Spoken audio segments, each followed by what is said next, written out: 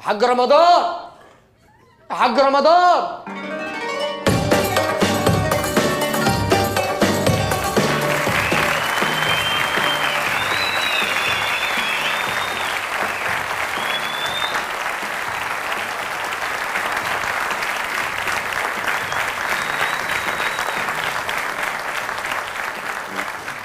يا ده هدهد، يا حبيبي ايه اللي حصل يا حد سرق اللوكاندا بتاعتي يا ما فيش اوعى عادي يكون حد قرب من نص اللوكاندا بتاعتي لا ما حدش ده هيقرب. انا طار رقبتك. لا ما فيش اوعى حاجه. عادي يكون حد سرق الراديو الاثري بتاعي. ما هو الراديو قدامك اهو. الحمد لله. لا ما فيش حاجه. الراديو ده اهم حاجه. ليه اشمعنى يعني؟ عارف الملك فاروق؟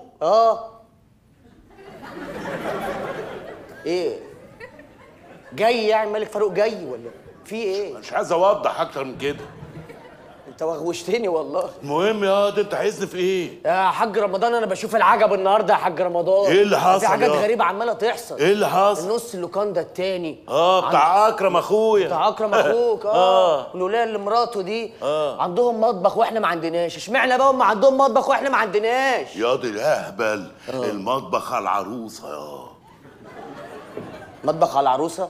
انت بتجهز اللوكاندا يعني ولا انا مش فاهم؟ اسمع يعني اللي بقول لك عليه يا عم بتسمع ايه بس يا عم رمضان؟ يا عم رمضان هموت من الجوع يا عم رمضان، حرام عليك. يلا يا ده انا عامل لك رجيم عشان كان وزنك زياده يا اهبل. وزن انا زياده؟ ده انت زدت جدا. كام جرام يعني؟ زدت كام جرام؟ زدت الفتره اللي فاتت بس انا عامل حسابي، ويعني انا الرجيم مش هاكلك يا يعني الله يبارك لك.